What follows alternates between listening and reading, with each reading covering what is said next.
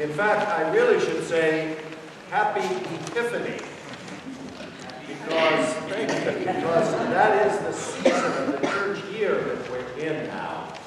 And the season of Epiphany usually begins with the reading of those three kings of Orient, as we know them, or the Magi, or the three wise men who came somewhere from the east, and they followed a star. They followed a source of light, because it was the light that was leading them to the King of the Jews in the form of this little baby named Jesus of Nazareth. They found him, of course, in Bethlehem, as the text says. But it was the light that was important for these magi, for these wise men who were astrologers. You know, the science of astrology is very exact and exacting. And so even now we can find out that probably the year was not 0 as we celebrated in the Christian calendar year. The year in which they found the baby Jesus was probably about 4 BC, because we're so able to know from astronomy that the date of this star actually saw its rising in the skies about 4 years prior to the time that we actually say it occurred. Well, not only that, the wise men followed the star on their way back home. They did not obey what King Herod wanted them to do, and so they came back home by a different route, but they were following the light. And even though we don't know these men's names, we do remember them always. And it's that season of light that Epiphany is all about. Now, it's hard for us to imagine and even get excited about the season of Epiphany. Most of us now at least know what the word means, because in the last 15 or 20 years, I've seen a number of sources outside of the church use the word or expression having an epiphany. It's used now in business circles. It's used in advertising. And so that's one contribution that I think the church has made to the wider society. And most people within the church, though, don't have an appreciation for what the season of Epiphany is all about. They know that it has something to do with the light bulb coming on in your brain. But aside from that, the season of Epiphany in the church has lost its kind of oomph, its importance, because of one man who lived about 115 to 120 years ago now, and his name was Thomas Alva Edison. Now think about it historically. What happened prior to Thomas Alva Edison, and certainly during the time of the birth and the formation and the growth of the Christian church, was that most people lived by candlelight after dark. In fact, if you go out into the country, you will experience darkness unlike you experience darkness in a city, because there aren't as many artificial lights out there. There are incandescent sources of light in the country. And so the contrast between darkness and light not only is more vivid today in the countryside, but it has been very vivid in most people's minds up until about 120 years ago. And now all we have to do is flick on a switch, and all of a sudden light comes on. Earlier this morning at Oh Dark 100, when clergy get up on Sunday mornings, clergy and newspaper delivery people, I got up and I flicked on the switch, and lo and behold, Lord She must not have had a very good night's sleep. And she said, "Oh, John," she said, "I didn't realize it got this dark." Well, of course it gets dark. It's especially acute this time of year. It gets dark until we just simply flip on a switch and we've got an antidote to the darkness because there's light of all kinds. And that's the incredible thing about the age in which we live in, and never, ever take it for granted. In fact, the leading edge of scientific discovery now has to do with light and the speed of light, which is 186,000 miles per second. And we haven't even been able to achieve that. Light is so amazing that we're still uncovering what it means to us scientifically. I myself have a theory that's based upon quantum physics about light. And that is that, you know, Einstein and his cohorts determined that light and space and time, rather, were not necessarily two different things, but at some point they intersected. And for God knows how, Einstein and the others in quantum physics were able to calculate that speed and time intersect at 186,000 miles per second. And at that point, both time and speed, it is conjectured, stand still. And we enter into a new dimension of reality. Personally, I think that's extraordinarily exciting for spirituality, because I think it's at that level that we go to after our physical bodies die.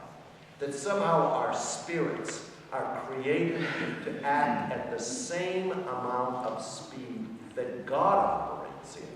And then we shall see God, as Paul says, face to face. We can't move at 186,000 miles per second now. But after we die, something about us will move that quickly. And it's then that we enter into that new dimension of reality in which God dwells, and we will see God face to face. That all by way of an aside. What I'm talking about today is rediscovering the power of light in our lives. And I haven't given up on just discounting the fact that you can flip a switch and have light instantaneously, externally. It's still very important for us. In fact, it was important for me this morning, otherwise I would have fumbled and stumbled and mumbled my way around in the darkness. We need incandescent light still, in addition to sunshine, in addition to daylight. Now, how important is light for all of us? I want to read a letter to you that was given to me on Friday afternoon by a woman I'd never met before. But it illustrates how important light is, even to us in this very day and age, when we take it for granted. Last year, Brant Holland, whom some of you know, he was baptized and confirmed here, and his mother is Karen Crawford. But Brant Holland and his group of people that he employs decided that they would thank St. Matthias for allowing us to let them park their trucks and their vehicles in the back of the church while they went about cutting trees up during the daytime.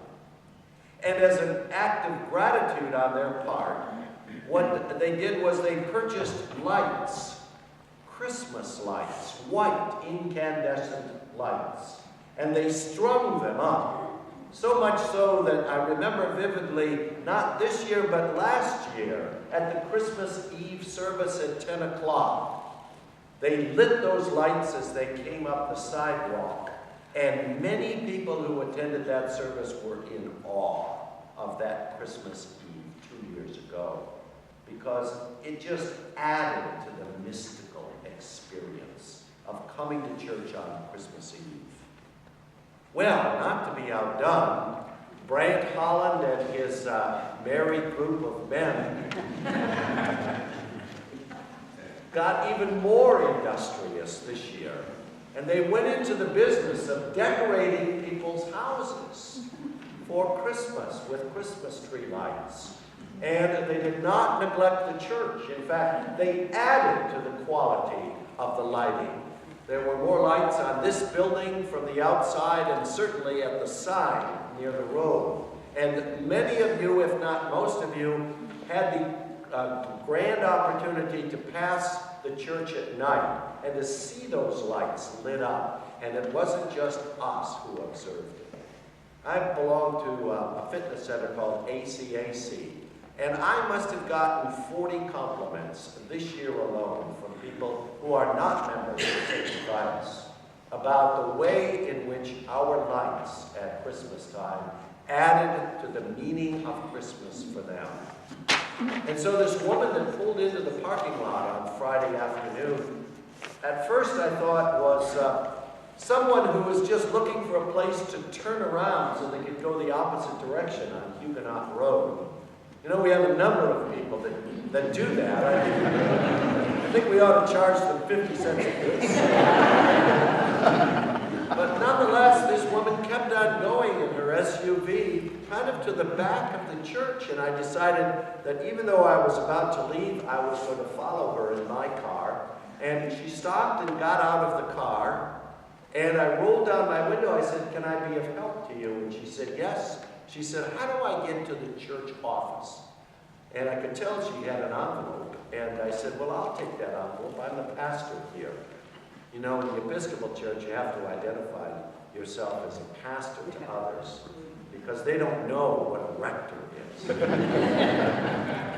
Although they may now, based on the drama that happened at the University of Virginia.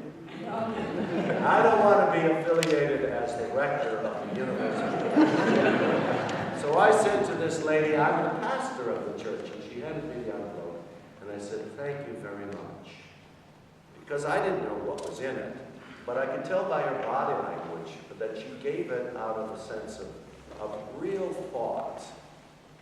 And after she had left, I opened up the envelope, and there was a nice card along with this letter, and I want to share it with you because it illustrates the power of light, even artificial light, in our own day and age. She writes, "Dear St. Matthias Episcopal Church parishioners, my name is Kathy Giselle, or Giselle, I'm not even sure how to pronounce it, and I live in Reeds Hill near Robius Elementary School. I am a Christ follower and attend Bon Air Baptist Church. The Christmas season has always been one of my favorite times of the year. Baking cookies, decorating trees, Christmas pageants, carols, and candlelight Christmas Eve services. I love them all.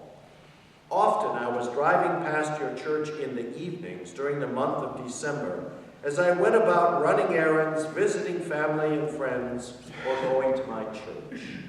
Each time I saw St. Matthias adorned in the beautiful white Christmas lights, I likened it to the light of Christ shining forth for all to see." And here she gets really Baptist because she quotes John's Gospel. "The true light that gives light to everyone was coming into the world." Okay? And then she continues, "A smile always came to my face, and my spirits were always lifted. May I offer now my heartfelt thanks and gratitude to those individuals who volunteered their time to illuminate the church for all to enjoy. Thank you for making my Christmas season more significant and meaningful. Sincerely, Kathy Giselle, or Giselle perhaps. I'm not sure how to pronounce her last name." That goes to show you the power of light even today. And furthermore, if external light can be that powerful, if that can uplift people's spirits, think about the internal power of life that is within our souls. Isn't that what Christmas and Epiphany are all about? Getting in touch with the light of Christ that is within us all. We talk so much about the dark side of humanity. In fact, organized religion, I think, is saturated with that message. But what about the light of Christ that is in us, that is given to us as a free gift? You know, the Roman Catholic theologian, late Roman Catholic theologian now, Henry Nouwen, said that the most important thing we do as individuals, as followers of Christ, is to let the light that is within us, the light of Christ, be released and extend to the light of Christ that is in every other person that you can meet. Even if they don't call themselves followers of Jesus, there is that light of Christ within them that is just waiting to be released. I often think that the bad news is that we don't let the good news out enough. It's there. It's present. That's why Jesus came incarnate, the Son of God, into the world to empower us to be lights and figures of light for others, and to see the light of Christ in others, so that we, being empowered others, and they in turn empower others. And that's what makes civilization, that's what makes the world okay in which to live. And that's the gospel, the good news of God in Jesus Christ. It's contained in the writing today that the Magi discovered thousands of years ago, and it's just as alive, just as present, and just as much waiting to be released as ever. May we release it in 2013. Amen. And now